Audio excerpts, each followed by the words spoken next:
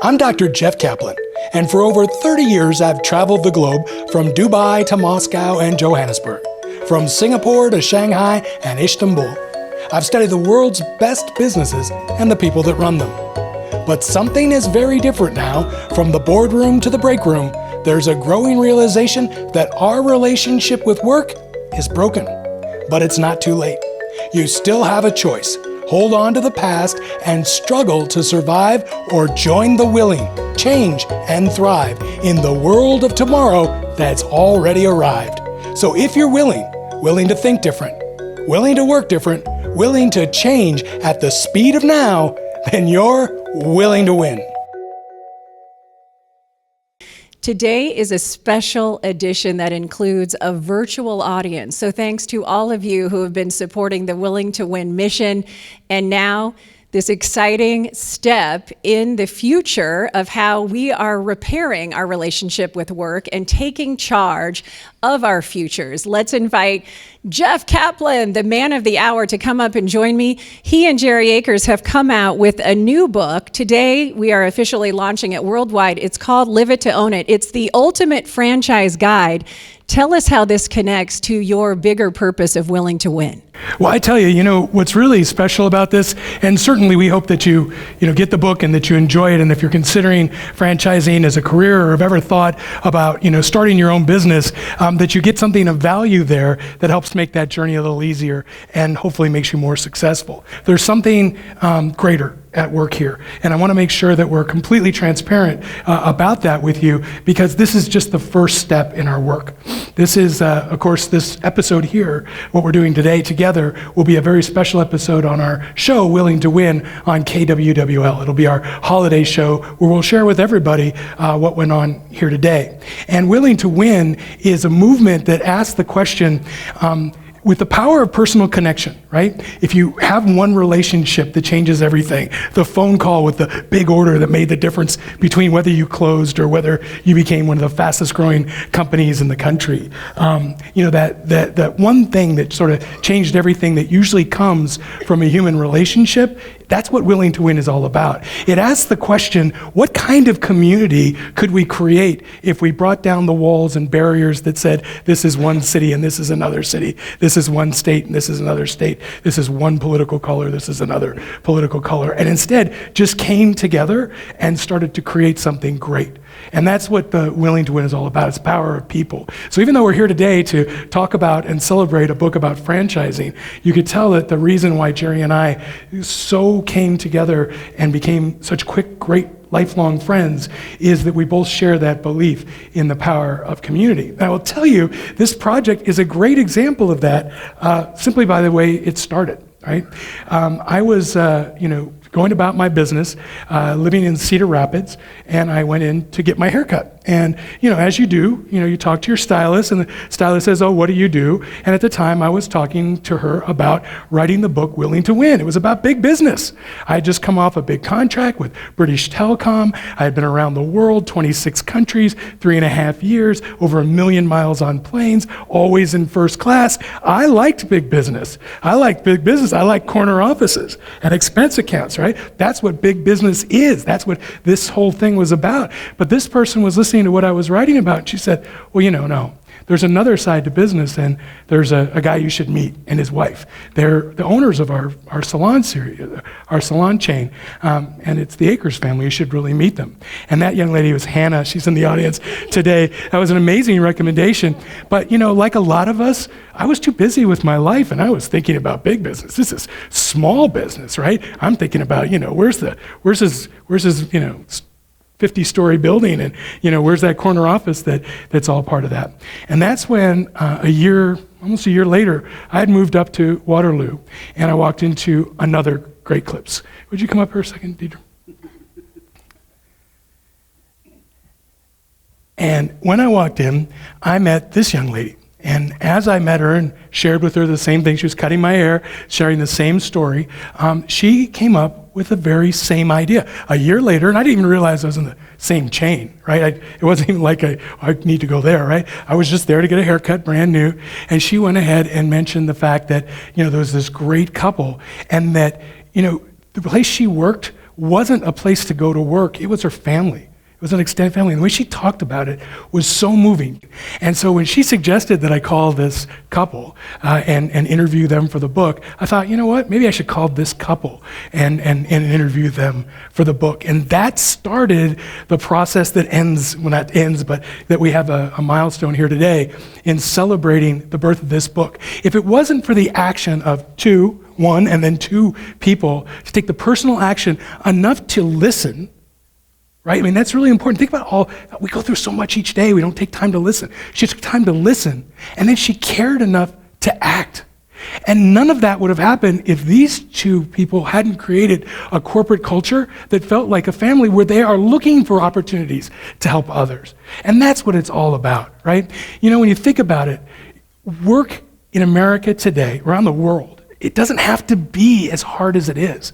I remember as a kid, the most moving thing I saw with my dad is when he was told by his boss that he wasn't worth his draw.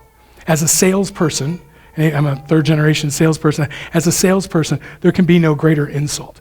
And it wasn't so much that my dad was insulted, it was that somebody from work said this thing to him, and his whole self-image, everything he thought about who he was, crumbled. And I thought, no way work should ever have that over you. We are so much more than what we do at work, right? There has to be a better way.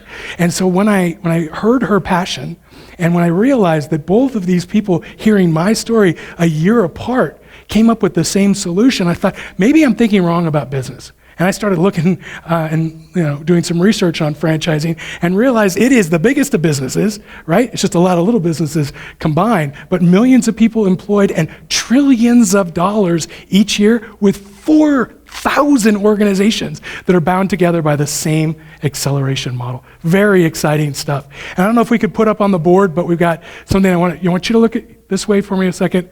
Okay, can we put that picture up on the board real quick? This is going to be a good thing, I promise.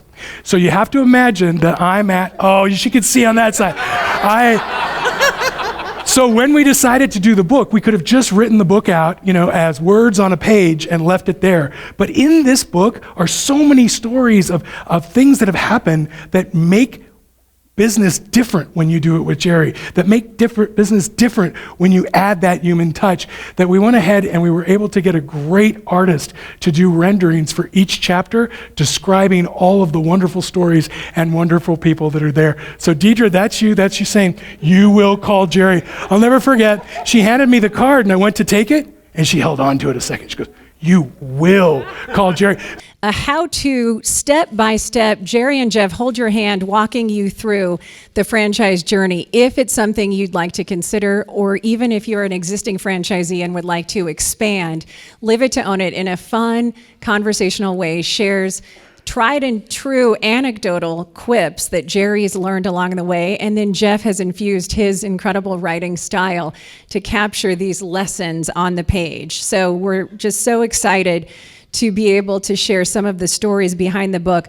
Franchising is really about local stories. It's about the person that you don't realize is behind the drive-through that you go through, like me when my kids are coming out of practice and I don't want to do anything that involves me cooking. It's the haircut that Jeff went to get that led to a future 5 years in the making book project, right? Franchisees, being a part of the franchising world, are helping employ thousands of our friends and family members. And so we were so fortunate that we caught up with some local franchisees in the Cedar Valley who wanted to give us some insight about the business.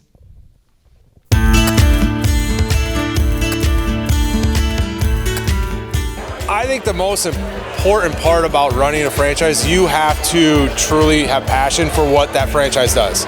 If you don't have passion or care about what that franchise does, you're not going to be successful. If you're just going to buy it, there's going to be no motivation, no drive behind it. So really, if you're getting into a franchise, which I think is a great thing, you got to have passion. I did. I wanted to build something for my kids and for my family that would change our lifestyle. I had a very successful, good career, but it was what it was. And unless I was willing to move out of state, which I wasn't, there really was nowhere to go from there. So the opportunity to build not only a company, but a brand and an organization that is very centered around family and community was something that I really wanted to do, and this opportunity has definitely led me to do that. It's a big step. Generally with franchises, you have a larger investment up front, but that investment also into a franchise allows you to grow at a much faster pace than maybe you would normally just starting an independent shop. So I think it would be very helpful for people to have kind of an understanding of that yes, larger investment up front, more risk up front, but a much larger opportunity for growth if you get into the right franchise. It's a unique thing to be part of because I think being a part of a franchise makes us feel like a small business, which makes us feel really just homey and welcoming and all of the things that you want to come to work and do. And being a franchise really allows us to do that and be that way. Profile is growing. As a franchise, we are growing our membership base, and we even have the opportunity to grow our store base. But as a national organization, we're growing all across the country. We're opening up new stores every week, which is really exciting because that allows us the opportunity to help more people change their lives. A roadmap is a great place to start. And that is what a franchise really is. It's a roadmap. You've got a checklist on checklist on checklist of this is what has to happen now, this is what happens then, and this is what's going to happen after that. And so anything that publishes to tell you, hey, just again, follow directions. If you can follow directions, it's not going to be hard. Now the work will be hard, but the getting started and doing things the right way and depending on the company, most of them will give you that initial support. We have to invite Jerry Akers up here. He is the man who answered the call when Jeff said, hey, I do want to meet with you. And Jerry didn't blow him off. They actually had a nice 4-hour chat. And ultimately, what we have to do, Jerry, is just say, going from that ball of energy that first came into you that day in Cedar Rapids to seeing your names on a now published book, how does it feel? Overwhelming comes to mind. Very emotional, as you can tell. Many of you have gotten a tone of me through some of the things you've heard, and this is not about me, it's about helping a lot of other people. My wife and I, quit that. My wife and I look at our family of stylists, and in my other business, my chiropractors, and we look at impacting their lives. But really, it's about the lives of their spouses and their children. So where we might look at impacting a couple hundred lives, now we're looking at impacting 1,000 lives, and so on it goes. And that's the beauty of franchising. My other franchisee friends out here in the audience can attest to that. So what started out as a 15-minute interview that Jeff originally didn't even want to meet me for turned into a very long whiteboard conversation where I think both of us just fed off of each other, and it grew from there. So very exciting. He won't say it, but the beauty of Jerry and his message is that for years now, decades in the franchise world, being a successful franchisee with a Midwest footprint, he has often taken time to travel, paid his own, money to get to other individuals whose shoes he once walked in when they were starting their franchise journey and imparting the wisdom and the guidance and the lessons learned along the way so they don't stumble in their journeys personally. So how does it feel now that you're capturing, with Jeff's help, to twist and turn the tales on the page, all of that, really important and valuable information so that you can reach people around the world that you're not always going to be able to meet in person? Well, it's overwhelming again because I want all the franchisees in the world to be able to impact all of their employees and their children and so on down the road, where before I could only manage a handful of franchisees for mentoring in a year. Now we can manage thousands and thousands of them and really impact their lives and the lives of everybody around them. So it's just gotten huge, and the future is so bright right now, I got to wear shades. I love it. And Jerry is so well connected in the franchise industry or the franchise world that, as you saw from the video, we've been able to capture industry experts really around the globe that weighed in for the book. Among them, Matt Haller with the International Franchise Association, which Jerry is a board member of that organization. We also caught up with Ellen Latham, who founded Orange Theory Fitness. She was fired at 40 and said, hey, I can do this, ran a spa out of her home. And now she and her co-founders run a $2 billion business. And in fact, one of those units opened up in Cedar Falls not that long ago. So we see these tangible results right here in the Cedar Valley of the people and the stories that help shape Live It to Own It. The cool thing is the sections break down into spotlights where we hear from experts. Then the big idea where Jeff really walks you through these important lessons that Jerry and now Jeff, through his research of years in business, have learned along the way. And Jerry does his personal stories that we call acres of advice. Get it? Acres of advice. So we have the opportunity now with him in person to hear an excerpt from one of those stories. Jerry. Thank you, Tara. This might be tough, I'll just warn you ahead of time. But before I really get started on that, I have to really give a shout out. In my stories, many times I talk about growing up on a struggling family farm here in Iowa, like probably many of you in the audience did, and where many people reading the story may think that was a bad thing. Well, I can't speak for my siblings that are in the audience, but for me, I couldn't have imagined growing up a different way.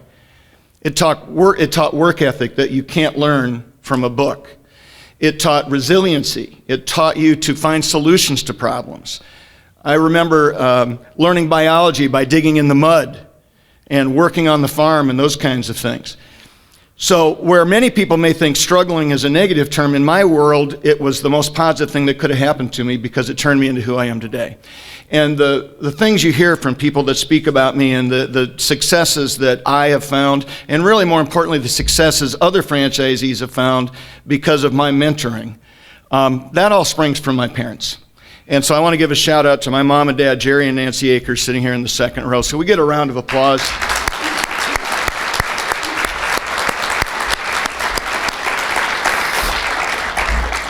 And many of you maybe, come from similar backgrounds, and I know that they gave up everything for their children and worked really hard to make sure that we had the opportunities that we did have. So can't thank them enough. Mom likes to talk about the fact she read to me from the classics when I was still a babe in arms, and maybe that's where a lot of my love of literature comes from. But anyhow, I'll get into the story. So, with all of us, there's a beginning to a story. And when you talk about entrepreneurship, many of us can reach back in history and pick a point in time that we remember that was really the start of something. And for me, this is that story. Like many small business owners, I didn't start out that way. I'm just a farm boy from Iowa. My first foray into the business world was at 9 years old. Growing up on a struggling family farm, my parents often reminded me that money doesn't grow on trees. Financially, it was impossible for my mom and dad to give me some of the extra things that young boys want. But I was like Ralphie Parker, the little boy in Christmas Story that was smitten with a picture he'd seen in a magazine. With the singular focus that only a 9-year-old boy could muster, Ralphie dreamed of getting the Red Ryder carbine action 200-shot range model air rifle. And that was me. I played baseball, and I dreamed of a big league career and what my baseball card would look like. I even practiced the various poses. Action Jerry, turning the double play. Home run Jerry, end of a massive swing, eyes to the sky. Suave Jerry, standing casually leaning on my bat like a walking stick. The only thing missing from Major League talent, simply a minor detail. It was a new glove. I needed a new glove, and not just any glove. My Ralphie eyes knew the exactly most perfectly wonderful, absolutely ideal glove, and it was right there on the pages of the February 1965 edition of Boy's Life.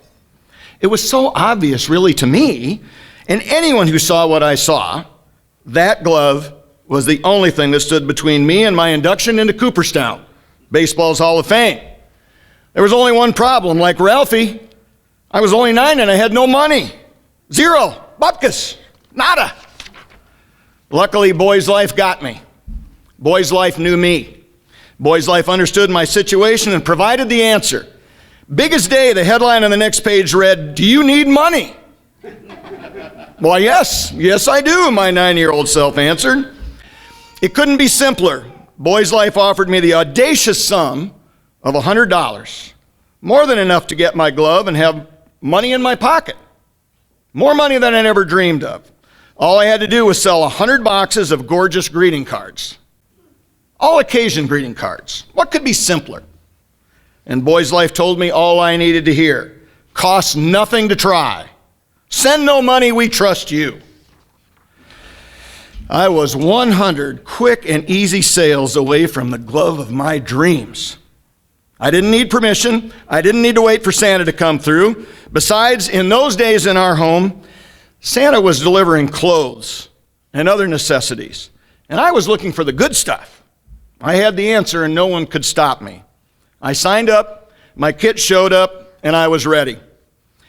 Looking back, I probably made a few pennies an hour, but none of that mattered. When that box showed up on my door, I used that mitt all the way through high school and into college. It was much more than a mere baseball glove. It was a symbol of the possible, and it was mine. Well earned, hard won, and I still have that baseball mitt today. No matter what we do or what we are trying to achieve, we're always earning points.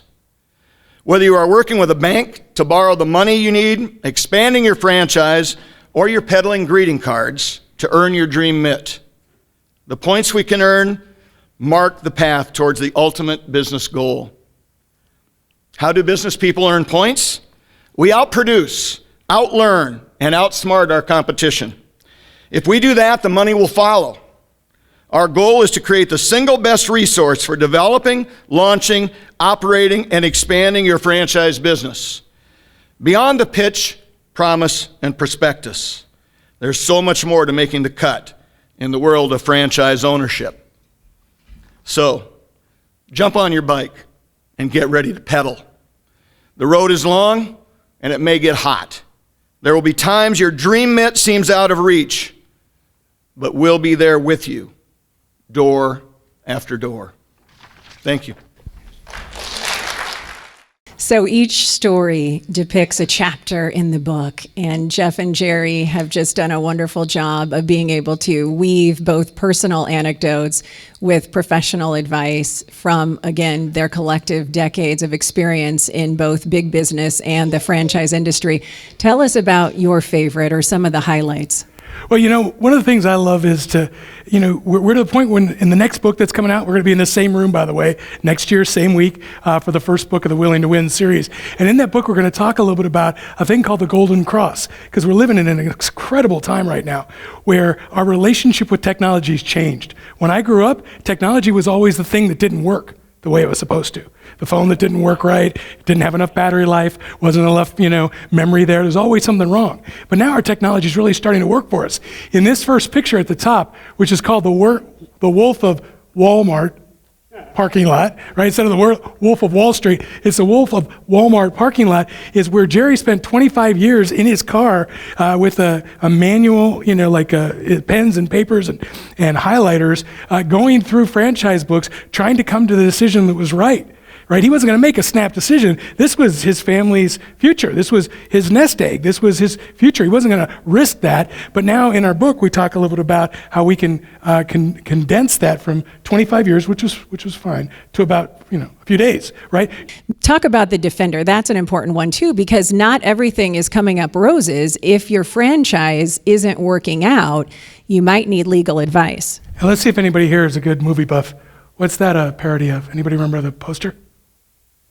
Exorcist, very good, 5 points right there. No, there's a gentleman that they call, in the business, they call the mortician, right? He's the defender, the gentleman that you go to, and you're usually going to see him because it hasn't worked out. You picked the wrong franchise, you didn't understand the rules, you had expectations that weren't met, and by the time you go there, it's probably too late for your business. But in working with him and getting his advice, we were able to put together a chapter, and it's chapter 11, by the way, and it's avoiding chapter 11. is the name of that chapter. We were able to put some advice out there so that hopefully he won't have as many customers, which is his goal. His goal is to be out of business, right? And he's a great guy. So that's one of the stories. But it's not about the business model. It's not about profit and loss. It's not about hours or any of the things that you might normally associate with business. It's that I can never pull into another parking lot again with a strip mall, right? And see just a bunch of random businesses that don't mean anything to me. Because now I can't help but see beyond those windows.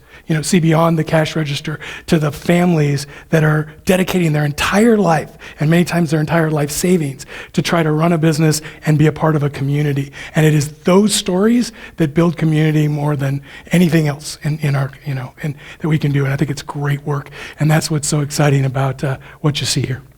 What a great and exciting momentum-building conclusion that we now know analytically through the beauty of Amazon and technology that we have reached bestseller status in one, and we're inching up in 2 categories to reach that pinnacle, which is incredible for the first launch day. We need to bring up some more of the team. Jeff's wife, Sheila, Alyssa, bring out the big reveal, the life-size Live It to Own It cover, and we're going to invite Jerry and Jeff to come up and stick the big seal on the front that makes it official. It's an incredible achievement. Live It to Own It, as we mentioned, has already been distributed at the Emerging Franchise Conference happening this week in New Orleans.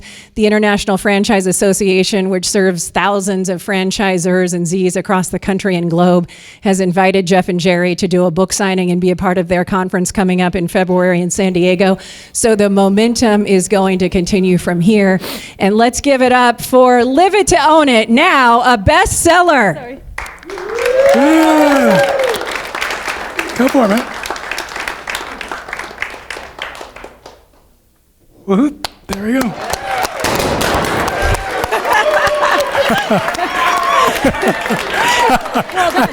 I had no idea. And then one last piece of announcement. We just found out, and I want to share the news with you because the timing is great. But if you've had a chance to watch our show, Willing to Win on KWWL, the local NBC affiliate, or if you listen to the show on KXEL, or you follow us with your podcast, we now have been officially renewed for the next year, and we will be back on in January, and we hope you all become part of the Willing to Win Legion. Thank you so much for your time. I really appreciate it.